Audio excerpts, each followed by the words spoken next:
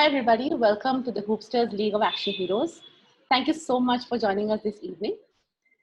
Today, we're talking about an interesting subject, which is reading, an essential life skill. And we have with us today Vijay Venkat, who is a published author and also an educationist.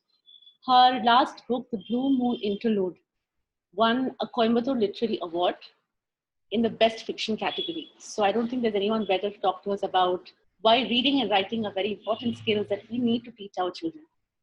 Hi Vijay, thank you for joining us. Welcome to our show. My first question to you would be, why did you agree to do this talk with us today?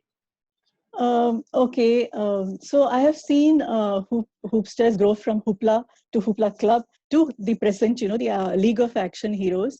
And I must applaud the efforts that have gone into this endearing project. The various segments you cover are so exciting, especially something like the job that rocks. You're not talking about doctor, engineer, or chartered accountant. Some unique professions you talk about. Then these fireside chats, and then of course the various addressing support groups separately. So they all excited me, and I readily agreed, when I was asked if I would be willing to be part of this show. Secondly, the topic is so close to my heart. I'm really excited to share my thoughts with Hoopsters. Great. Yeah. So, of course, we're going to talk about your journey as a writer. But before that, tell us, how did reading as a habit shape your interest in becoming a writer? Well, reading was always a very enriching experience for me, and I let my imagination run riot, while I was reading. So I wanted that imagination, my imagination, to make others also enriched, make it enriching for others also. So I figured when I started reading, there were many unexplored plots, unexplored character profiles, which have not been written as far as where I had read all those books. I realized that they've not written about, especially in India, about villages, which are, there are stories in every village here in India. So I wanted to write about them. So that is how reading, led me to writing. And one more thing I see, from the moment I remember, I was surrounded by books. Everyone in the family is a voracious reader, and I grew up with books around me. So that kind of, that became a habit for me. Reading became a habit for me. And once it becomes a habit, it's not easy to shed that habit. And also, my father worked in a bank, and we used to move around from one place to another, and every 3 or 4 years. So, it's not that easy to make new. During such times, books kept me company. They were my best friends. The more I read, the more I enjoyed. And then I also realized that there are so many other things that I can write about. So this way, reading led to writing, and I think the interest in writing also. So, like you said, your whole family is into reading. They're all voracious readers, and I have obviously witnessed that because Jaya is part of it. Akshay has been part of Hoopla and Hoopsters at some point. Yeah. So Jaya a big part, of course. So I know that you all are voracious readers. So tell us, who in your family sort of pushed you in this direction? Who was most influential in you wanting to pick up that book and read it one day? Everyone in their own way. Like my grandfather, he was a voracious reader. He used to tell us stories about Shakespeare tales, and that kind of persuaded all of us, all the 4 grandchildren, to indulge ourselves in reading books, in characters, in plots. That's how we were led to reading. I mean, he played a big part. He played a big part in reading. Do you have any personal favorite book as a child, or any particular author that you really loved reading? Yeah, Enid Blyton, and of course the Secret Seven. I mean, mostly everyone liked Famous Five, but I was very fond of Secret Seven because Secret Seven was the name of a secret society, that intrigued me. It was not the lead characters, it was a secret society they talked about. And of course the adventures, I was glued to, the Secret Seven adventures. So I think that was my favorite book to begin with, start with. Now tell us, when did this interest of reading turn into an interest of actually taking it up as a writer and doing it at this like a professional? When did that happen? Reading reading books, I mean, when I started to write, actually, it was kind of a second career to me, because I took up writing very late in my life, only very recently, 3 or 4 years ago, and I'm happy about it because if I had, there are many expectations from people like people judge you about your professional success, fame, material gain, and if I had taken up this, so now I am mature enough to figure that. Society's expectations from you is only secondary to your personal happiness and the passion you want to pursue. So after being an educationist, I took this up as writing. And I wrote my first review on a film. It made me realize that I can build a story around the existing characters. So that's how I was interested. I moved to fiction. Then when I wrote my first book, this was based on a television show. It almost garnered around 135,000 readerships. So I was very surprised about it. I mean, it boosted my confidence enormously. So then my second book, which was a thriller come romance, and I pitched it to publishers. Then one e-publisher took it up as bought it from me, and he published it on his website. Even this my second book, but my third book, a Blue Moon Interlude, is the first paperback, as it's come out as a paperback for the first time. That is my first book. So that's how reading led to writing. Right. Yeah. So this is one very interesting thing that I heard that you said, which is you said that you look for characters from the books that you have read in daily life. So tell me a little bit about that. Yeah.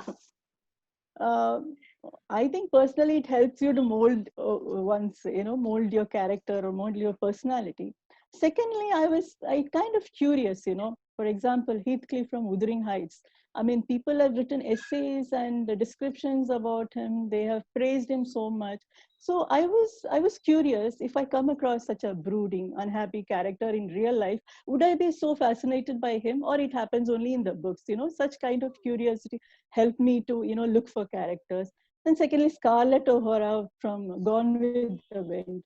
I mean, people were always fascinated by her, no? But when you come across her as a real life character, a flighty character like you, would you like her?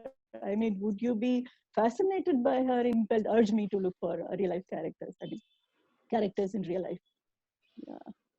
So did you That kind manage to of find molded my personality. Yeah. did you Yeah. manage to find people close to these characters in real life? Not really, actually. I only looked. I'm still looking, actually. All right. So you said, like books were your My search is not over it. if you do find somebody, like some interesting actors, Yeah, I can't hear. you should make like a note about it. Like, oh, this person is like that character. I think it'll be a very interesting read for you yourself when you're. True. Yeah, true. So, Yeah. But I haven't done so far. So maybe I will do it in future. Maybe I'll come across someone. right. Yeah. So, you said that, when you were traveling around, when you were moving from one place to another, books kept you company. And we often say that, books are your best friends. Okay. So I want to ask you, were there any, as a kid or as an adult, were there any tough times in your life when reading came to your rescue? I mean, there hasn't been a tougher time than the present one. The pandemic has forced all of us to stay indoors, and we are not meeting our family, neighbors, even neighbors we are not allowed to meet. So I think books right now, books are the thing that keep you safe of such crisis. I think books are your best friends. Right. We haven't come across such times before in our lives. So, Absolutely. I think a lot of people ran out of yeah. shows to watch eventually and had to sort Had of. to resort to books, had to read books.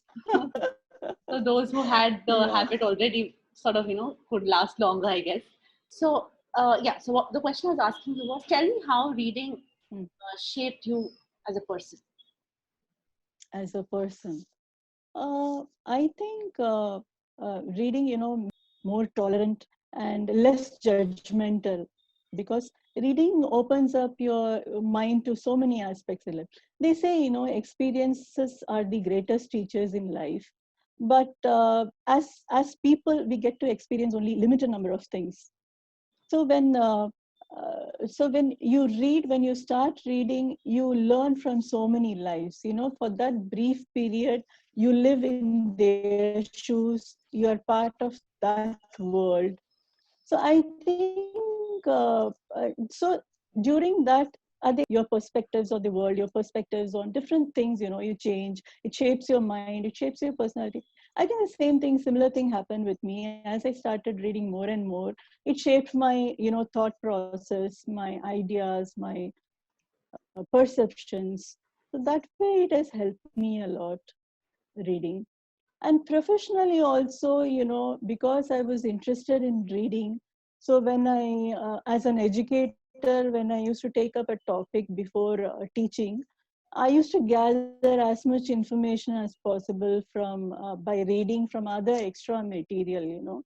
So during one interested me a lot. I loved research, and that's how and it played a very significant role in my later, writing, during writing.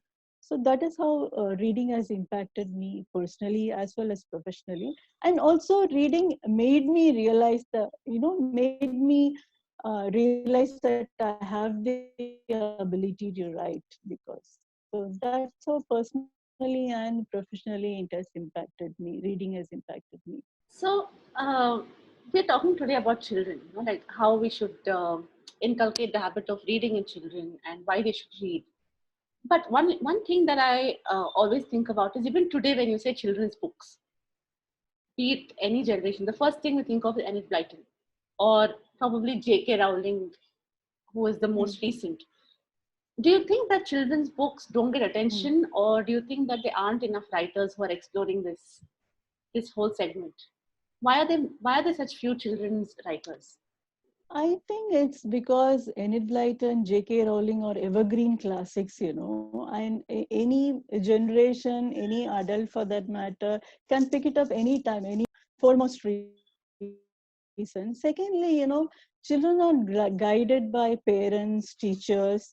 So, because they have read these kind of books, they would suggest the same kind of similar books to the children, and that's how the children pick up. Book to me, it would be the first book I would read. So that is how we started. That's how Enid Blyton and J.K. Rowling are always in the uh, classics range. So there is a the fun fact for everybody is that Akshaya was our first ever cub reporter. When we were Hoopla Club, she was the first ever cub reporter who I think spoke to Anil Kumble, if I'm not wrong. Yeah. No, Shrikant, Srinath. Javagal Shrikant. She spoke to Srinath, correct. Yeah. So tell us, like evidently even she's a very, very avid reader. I'm sure your habits have brushed off on her. But tell us, as a parent, how have you observed reading has helped her in her career and also in shaping her personality? So we used to go for summer vacations to Madras, both of us together we used to go. And the first thing we would do invariably, go to the library. Our first outing would be to the library, pick as many books as possible and start to read. And we had to finish it off before our vacation ends, and go for the next round of lot of books. So that is how reading was inculcated in her. And not only me as a parent, even her grandparents, her aunt, uncle, all of them, gifted her books as for her birthdays, for special occasions. That's how. And if you ask her to donate something, she would donate her clothes or anything, but not the books, because every book had a small message from the giver, so she treasures them a lot. So that's how reading became a joy for her. It became. Then as she grew up, she gained more information. Reading helped her to gain more information and helped her to do debates and knowledge, and do debates competitions in school. Also, I could always bribe her with a new Harry Potter book, whenever she had to do some assignment or some project work. that's how, I mean, it added to the fun of reading. So that's how it groomed her personality. Reading groomed her personality, and I think it made her more confident to walk into a room of strangers, and you believe that you have the edge, a bit of edge over the others because of the knowledge you had gathered. So I think that's how reading helped her. That's an interesting thing you brought in, which is, she could walk into a room of strangers and have a conversation. So normally when I speak to people about, how reading can help you improve your conversations or the way you talk, the response that I commonly get is, using big words is not good communication. This is something that I normally, like it's the response that I get from them. So tell us, besides vocabulary, besides just improving, learning big words or things like that, how does reading actually improve your communication? Because see, the by reading, you are not bereft of topics to. You don't lack topics to discuss. So in a social setup, in a gathering, if you can make witty conversations, make more friends. You come across as a more warm person, So you gather more friends, and you start to interact with the person one, and more understanding, more sensitive to the other person's needs. So that's how, reading helps you to have a better conversation, a better interaction with people. I think that's how it helps. Reading helps. Wit is one thing which I've seen in a lot of people who read. They're very witty and they have a very good sense of humor. Yeah. Why do you think that is? I think it's because of the vast amount of reading of the conversations that you have read in books about, generally about the characters. Sometimes you like the wittiest character in a book. So what was that made him witty? That you picked that up from the characters you read. So I think that's how the sense, and of course, some people are born with sense of humor. You can't deny that. You can't give all the credit to only reading, because of. So True, yeah. that is true. Now, when a parent has the habit of reading, and they pass it on to a child, tell us how it helps you sort of reconnect with your own childhood and also connect with your child better. This is for the parents who are watching. So when parents read with children, together with children, it improves the emotional and the emotional interaction, physical as well as the emotional interaction. You laugh at the same joke, you feel sad at the same situation or the character when goes through troubles. So I think it creates a bond between a parent and child. Other than that, if the parent is a good reader, it makes you more understanding, more sensitive to the child's requirements, to the child's needs. So invariably, it brings a special bond between the parent and the child, and creates. I mean, you can reconnect at any level, even at after a gap. Also, you reconnect with the child. It would be possible. I think. Yeah. In all the past talks that we've done a lot of talks on mental health and different things like that. And one very common subject that we've spoken about is the importance of opening conversation between parents and children. Keeping an open channel of conversation. Like you said, when you read, you sort of relate to the same situations, you feel emotional about the same things. Do you think that when children and parents read together, it also opens up those channels and makes communication more comfortable between them? Yeah, definitely. Because, it bonds you in a way, connects you in a way, it enhances your ability to understand each other. So that helps a lot, of course. Uh, it makes you more receptive of newer ideas, because the next generation, the newer generation, always come up with newer ideas, which if you have not read much, your mind is closed. It's not open to newer ideas, newer concepts. So that's how I think reading helps two generations to bond with each other. You also had the perspective of a teacher, which is very interesting. Like you said, it also helped you as a teacher when you started reading more. Yeah. So tell us why it is so important for teachers, especially, to have this habit. Because when you're a reader as well as a teacher, you don't just impart the knowledge from the books. you have many more anecdotes to share with your children, which would interest them. Eventually, they would come up to you and ask you questions about what you told them, because children are very open. Their ideas, their minds are open, and they can grab anything very quickly, very swift. So, and also when we have the special assemblies, you can a reader, when comes up with unique ideas to enact those dramas, those stories, which would eventually persuade the children to look for those books, go in search of those books to read, at least to impress the teacher. Like, oh, I Right. have read this book, ma'am. I have read this book. Can you tell me? So, at least be it the first step to impress the child, but at least the reading habit is instilled in them, and inculcated in them. So that is how, as a reader, a teacher, that way it helps a teacher to, bond with students. We have discussions on characters, on drama, on situations. So beyond the classroom, you can bond with the children. Right. Can you tell us about any particular instance that you remember? It could be one or two which you credit to your habit of reading, which made you help a child better. Was there any such instance, or like a collective memory that you have of how when you because you had the habit of reading, you could help your students better?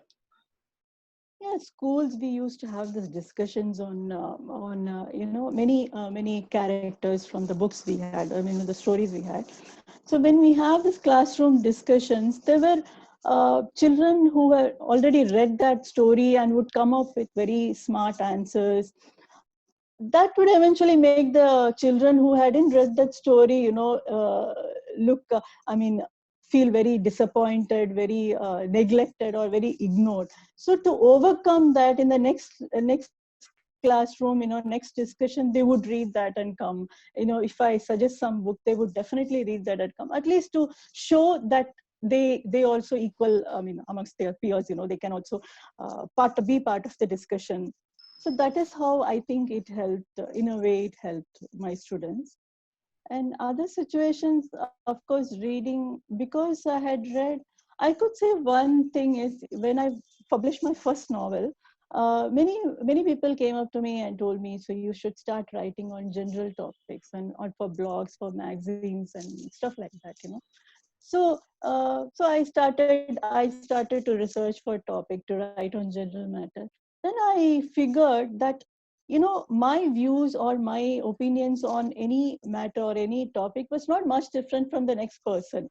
So as a generation, all of us almost share the same thought, same opinion on motherhood, career, and of course politics and feminism, all this. So that made me realize, I should stick to fiction. That was where I was at home. So the immense joy I got out of, creating characters, building plots. So reading made me realize, the difference between general writing, opinion pieces, and sticking to fiction. So I believe that reading helped me to see the difference between general writing and fiction, or the genre of fiction. So that kind helped me, like, I mean, my career, it helped me, So, kind of helped me. you know, we all talk about reading. Everybody wants to say that I read books. It's something that we don't want to admit that. Very few people say, oh, I hate reading. Most people are like, yeah, I love reading too. It's become like a fashion statement. So what are your thoughts on Yeah. that? Reading is fashionable. What do you think about Yeah, reading is very fashionable, of course, especially if you read Harry Potter, you are accepted as a generation, part of that generation. that? Uh, but we shouldn't find fault with it, because at the end of the day, if you can read, then it is fine, whether it is fashionable or not fashionable. If that habit is there, if it is your hobby, then well and good. I mean, it only enhances your personality, whether Right. it be it fashionable or trendy. Right. Yeah. And a lot of people who don't read, they find it very intimidating. Oh, this big book, I can't read. Like I can never Yeah. finish a book. Do you think that people often don't take up reading because it is sort of scary or very intimidating? Do you think that's why it is? In Or a just, way, it could be, because when you think of books, the first thought that comes to you is scholars, intellectuals. So I believe, yeah, books can be intimidating, But it also happens because sometimes often we are told we should read this, we should not read this. There are some predetermined ideas about what to read and what not to read. That should not be the case. You should start enjoying even book on fashion, book on design, or book on world conspiracies. If that is the thing you enjoy, you should take it up. Your mind should be flexible and open to the ideas. Then that way I think books will stop being intimidating to you. That's how, because they are the friendliest things on the earth. You Yeah, you're share very your right. You're very right on that, because when we talk about, yeah so what books do you read? If someone says, I read, what kind? yeah yeah Oh, yeah this author. Oh, you read that author. They have these, yeah exactly. right? It's so true. That's something I Yeah. never thought about. It's snobbery, book snobbery. Like, you shouldn't allow that to happen. Right. Reading as a habit. So many parents, when I was teaching, so book hi padta, English book nahi padta. At least she's reading. That's what matters. Let it be Hindi, English. But reading is what essential here. It's not about the language. It's not about being sophisticated. But reading enhances your mind, opens your mind to, broadens your outlook. So that's what is more Right. essential here. Yeah. Very, very true. That is very, very true. I I agree with believe even parents should not tell their children, when they pick up the books to read, "Arey, don't read that, beta. That's not a good book." Unless, of course, you're a teenager and you're hiding a book in your textbook and reading, pretending to study. That is when parents should admonish the children. Otherwise, when as a child, when you're picking a book to read, you should never say, "Don't read that, don't," because that will kill the interest in the habit of reading. So let her or him read anything he wants. He should be allowed to read. Yeah. now that you brought up this point, one thing that I've noticed is parents are very, I don't know why, but they're against children reading comic books. Oh my Comic book God. is not reading. This is not called reading. What are Mhm. your thoughts on that? I think comic books are the first attractive incentive to reading, because even when I was young, I used to sift through the pages and gaze at those pictures. But somewhere in those pictures, used to be one picture that would, trigger my interest. And thus I started reading from the beginning. So comics are great books to read, and they are the first step to reading, I would say, to Right. inculcate the habit of reading, because it would attract you, it would attract the child. So give him or her more comics to read. At least the reading habit will be Correct. will be started. Yeah. Why do you think that children don't read anymore? It's not really a part of, like, when we were kids, it was just a part of growing up. We had a school library, we had a library period, you had to go and read. We Yeah. take the books and come home. And at home also we had this habit. And it's not just me or my cousin. It was not like that. It was just a very general thing. But Mm. today I rarely see children picking up a book or showing interest. Where have we gone wrong? What has happened? I think gadgets have become more attractive than books. Compared to gadgets, books pale in comparison. So they give you instant games, instant gratification. I mean, entertainment. So more and more children are attracted to that. I think it is parents and teachers and parents. They should wean the children away from this, gadget addiction, and tell them to read more books. Persuade them to read more books. Keep the gadgets away. I think that is one reason, because children are losing interest. Even to school libraries, children carry their mobiles, their tab, so so books, pale in comparison. That's what I feel. So what can parents do differently? Parents and teachers. Let us look at parents first and then go to schools. What can they do differently to bring children back into this habit of reading? I think how we were persuaded to read, because our grandparents used to tell us stories, so many stories, keep us engaged during the vacations. Nowadays, children are bogged down with so much of summer projects, and parents are also involved in that. There is no time to read. There is no time to indulge in reading, even as a hobby. I think storytelling sessions, you start conversations, to start with conversation, communicate with children. This would all help, parents to uh, to help children to read more, or instill this reading habit, or inculcate to to take them to bookshops, take them to tell them about stories, tell them about the heroes that you have read about, keeping them engaged about your own experiences. I think that's how you can bring the reading habit back uh, into the into this room, into the discussion. Correct. Yeah. Would you say that reading is a life skill? If so, why? Why is reading a life skill? Yeah, reading is a life skill because it helps you to become a better citizen, and teaches you to be more responsible, to be more eh, teaches you interpersonal skills, also communication skills. And so when one is a better citizen, one become automatically takes up more responsibility. And when you take up more responsibilities, in turn you help the others around you. So I believe that is one life skill, that reading is a life skill, because you're helping others around you as a better citizen, as a more responsible citizen, as a more sensitive citizen. So I think it is a life skill. Reading is a life skill, and it also enhances your other skills, speaking skills, listening skills. So I think, yeah, it is a life skill. So, what are some top, personality traits that somebody, like you said, responsibility, communication? Can you list out a few personality traits that you commonly notice in people who read very often? I think they are less judgmental, because they don't swiftly form opinions or make judgments about anything very quickly. Second is more tolerant of the conflicts around, because today the society, the community, everywhere, the world we live in is is full of conflicts. It's filled with conflicts.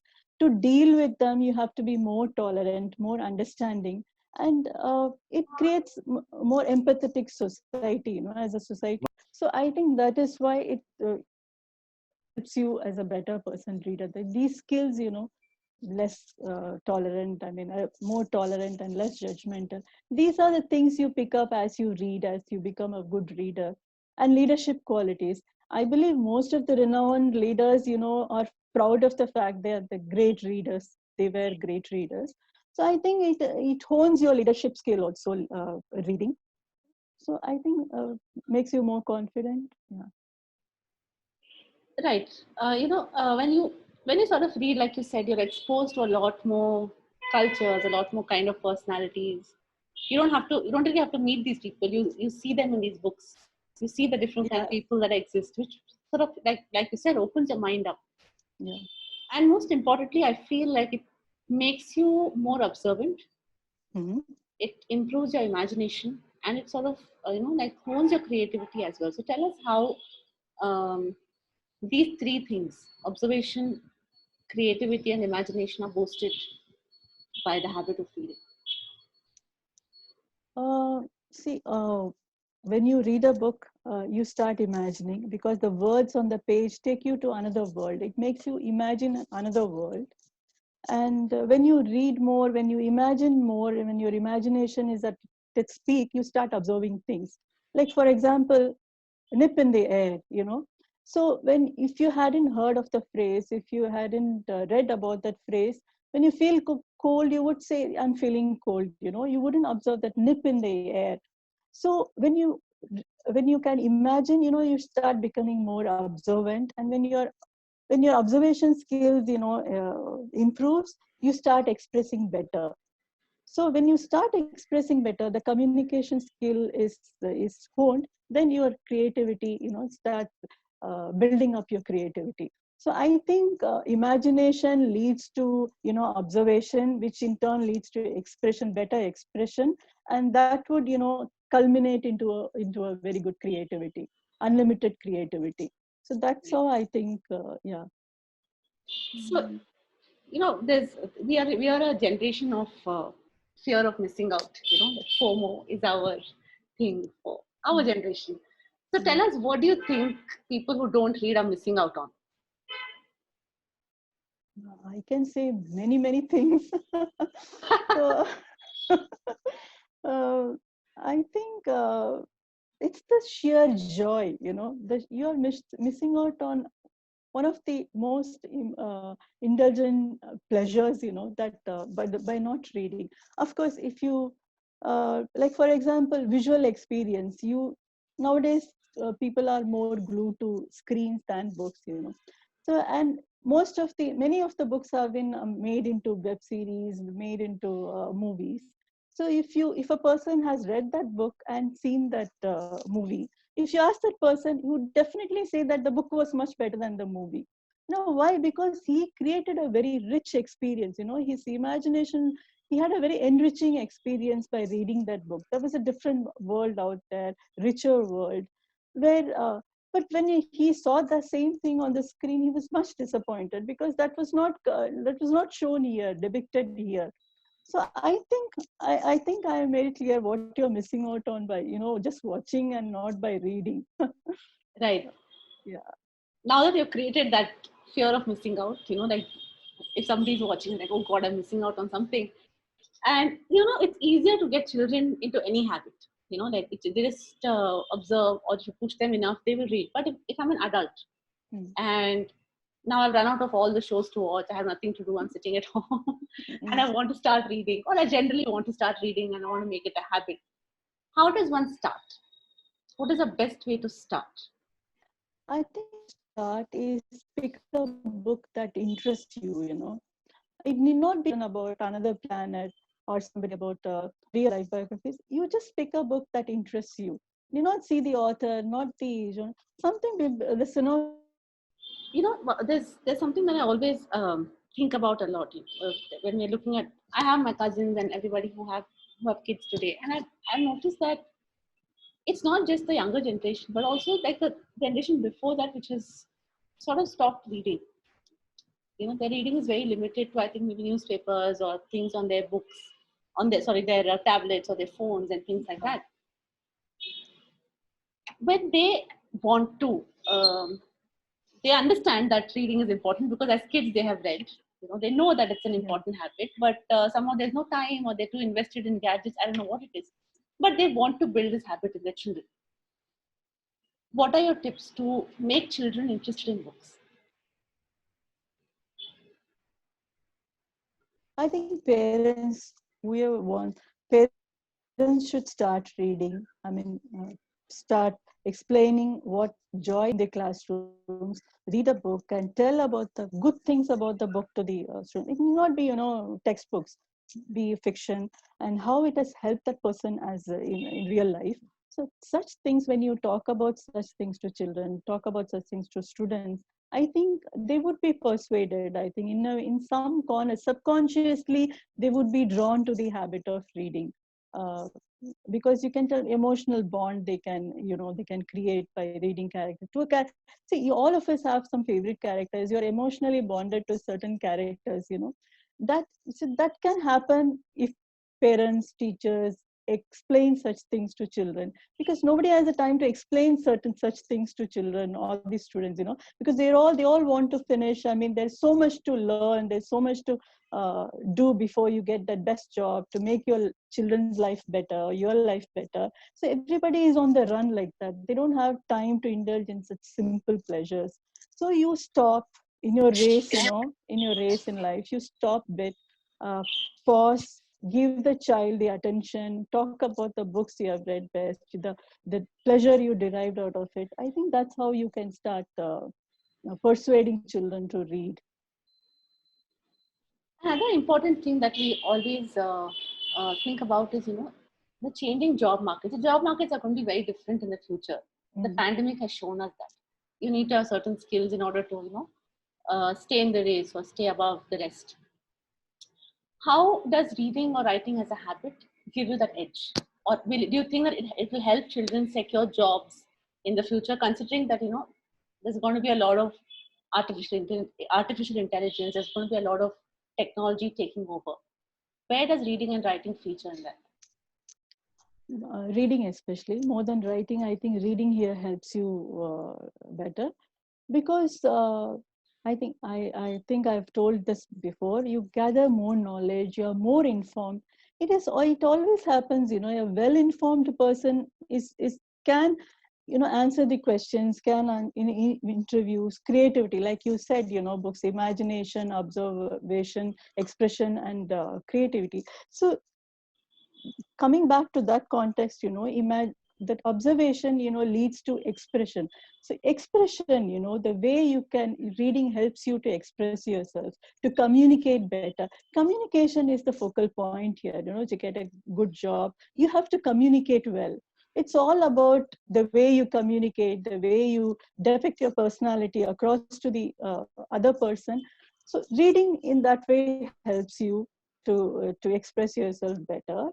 And of course, creativity. If you're more creative, you can come out with more interesting personality traits of yours, unique personality trait. So that way, I think reading today would help you more than all this artificial intelligence. Something you have to find that uniqueness in inside you and come out with it. So what only reading can help you with it, because while reading, you come across so many emotions, so many personality traits. You invariably think, do I have that character? Will I respond like that character? Thank God I'm not like that character, because I would respond differently. Such situations, such things, make you introspect in about the situations, about the characters, and you start creating your own unique way of responding to situations, responding to questions. So that's how I think reading will help you a lot. Right. Now let's come to your writing. You said that fiction is your genre that you enjoy Yeah. writing about. So when I think about J.K. Rowling or people like that who write fiction-based books, I always wonder, how do you research for your books? What kind of research do you do? Because at the end of like your next book is Endless Flows, Oh, I love research. right? So The your next Yakshagni. Yeah, next endless flows the Yakshagni. Yakshagni, is that right? So it is a fantasy romance based on time travel. Okay, so this itself is so interesting. Yakshagni. It's very interesting to think about. How do Yeah. you research on subjects like Yeah. this? I was reading about this lost continent called Lemuria, was born. So that is when I stumbled upon the 63 saints, and from there I wove a story.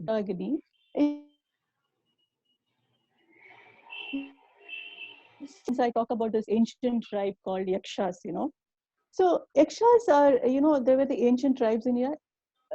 In some places they were feared, they were a feared lot.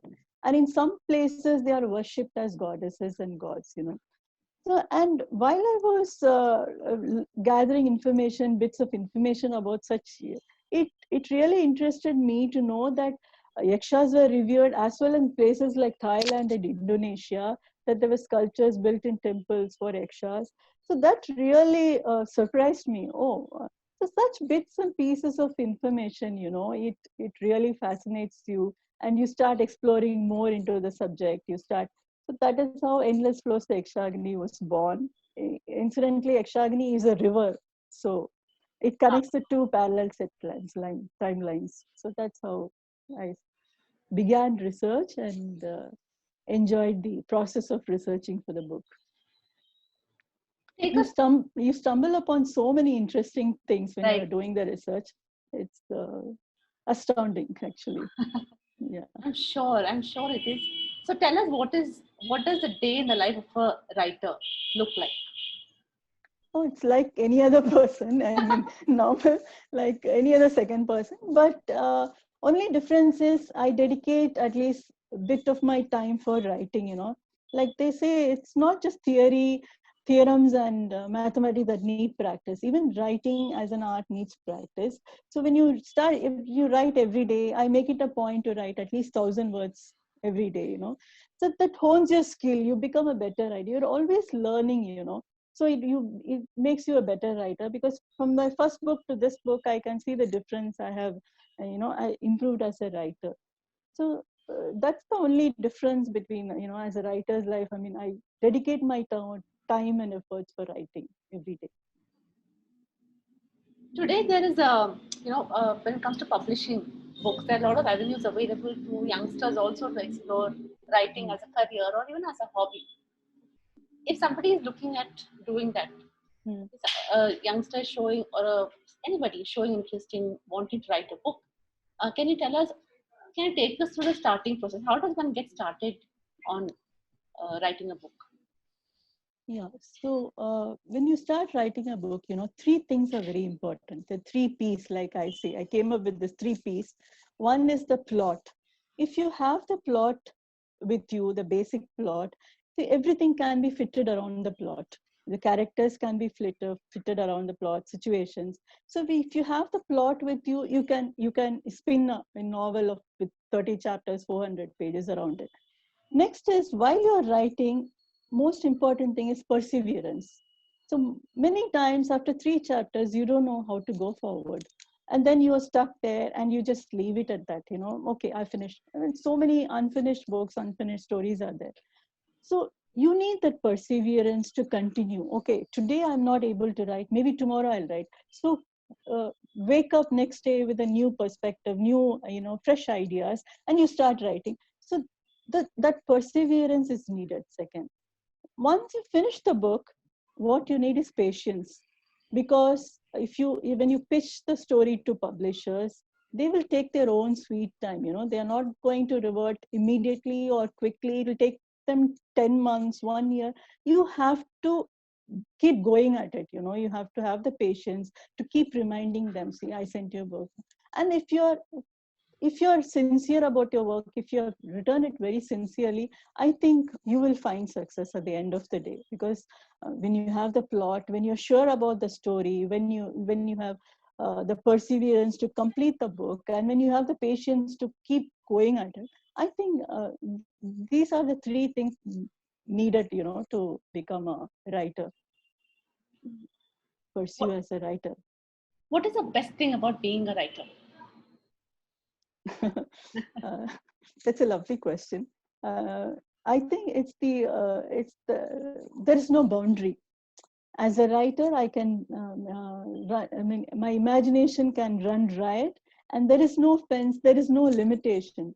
See, so when I started writing, I created this mental space. So over the years, I created my own mental space where it was kind of an escape from the real life. I used to, that was my own space. I would do whatever I want. There was nobody who was going to tell me to do this, not to do that. So I indulged myself in that space. Slowly, when my writing got more reviews and positive reviews that followed my writing, that mental space expanded to my physical space. So now when I'm sitting in front of my laptop, or I'm writing, uh, one of my family members or my neighbors or my friends, think twice before approaching me, because now writing is a very serious business with me. So I'm not taking it frivolously. It's I'm at it, going at it. So that is how writing, that's yeah. So, you said writing is a serious business. Okay. This is for somebody who is thinking about writing, like I said. Do you think writing in today's world can be a lucrative profession? And what are the options? So initially, it need not be a lucrative profession. Later on, it can be lucrative depending upon the success of the book. And so that's what I said, earlier. Because if I had taken up writing a few years ago, people would have judged me or my professional success or about the fame or else. But now that it's like a passion, I've taken it up. And if somebody wants to pursue it as a career, the first career, I think it can get lucrative if you have the marketing skill, you have the skill to publicize your work. You should have all this along with writing also. So you have a team with you, PR team, marketing team, and all. It can get lucrative also. Pitch it to the OTT platforms, web series as a website. So it can become very, very, very lucrative. Right. Yeah. And do you think that we are in a world today where it's a bigger possibility that you would be a success as a writer? I think, yeah, definitely. Why not? Because if you're sensitive about the society you live in, if you know what is happening around you as a reader, you've already grown as a person, and if you can put that into words and write a book, I definitely it will be a very successful one. The sincere efforts are needed, of course. Yeah. Of course. And now you said, we need more skills than just being a writer. This is again for us to help young writers out there who are trying to get started. Uh, what are some top skills that somebody needs? Besides, of course, somebody who wants to write obviously knows how to write or is generally good at that. What are the other skills that they require? See, they should know to promote their book. I mean, kind of marketing skills and social media. You have to be very visible on the social media to promote your work. Like you can't be absent. You can't be antisocial and write a book. And that happened. That may have happened with classic writers like Shakespeare times or Thomas Hardy. But now, though, you can't do that. You have to be visible. You have to promote your book. You have to make others see that know that you have written a book. You have written about this subject, this topic.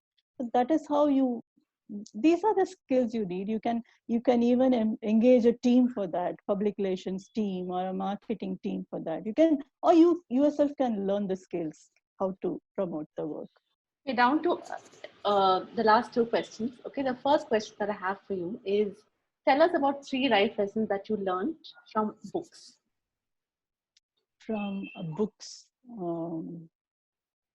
yeah, uh, not to judge anything by any. The first thing I read is not to judge a book, not to judge anything by its cover. You have to read the book to judge the book, the story, or the novel. That's the first thing I learned. The second thing is, uh, I think, to be more sensitive, to be more understanding to people or to situations. I think if you go, like I said, when you walk into a room of strangers, you can easily pick up one who gossips or one who is more knowledgeable than others, one who can give you a better information about certain things. You will approach the right person. So these are things you subconsciously draw from the books, you read. From what you read, you gather, I mean, you learned a little bit to, get insight into a person's character or a personality. That's what you learn. That's, yeah, those are the skills you get, Right. from reading. Like you said, you've seen our journey, right? From the tabloid that it came out with, the Hoopla Club, the first magazine, till the League of Action Heroes, where we are, Yeah. on an online platform right now, trying to expand into other segments and things like that. Why do you think a platform like Hoopsters is necessary today? Because you need such platforms to engage children other than the classroom teachings. It would, I mean, see, like you have so many segments. The job that rocks, or that job rocks. See, in a school, when the student attends a school, he does not learn. He only learns about engineering, doctor, chartered accountant, lawyer. He doesn't learn about unique professions like voiceover artist, or or something like a counselor, or so when you come across a project, when you come across Hoopsters, or that or the I think you have a TV also, Hoopex TV. Hoopstar TV. So when you come across such things, it attracts children to other things than the textbooks or what they learn in schools. It makes them better person. I think it grooms their personality. Such, yeah, endeavors groom their personality and helps them to learn many other things other than geography, science, or social studies. So life skills, it helps them with life skills also. All right, that's my last question to you, Vijay. Thank you so much. No. I think we had a wonderful, wonderful talk. Yeah, I enjoyed talking to you. I hope you Absolutely. everyone else enjoyed. I hope so. Do you guys have any questions for her? If you have any questions, please leave it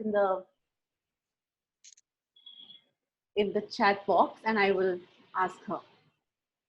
Any questions for our speaker today? Very quiet audience we have.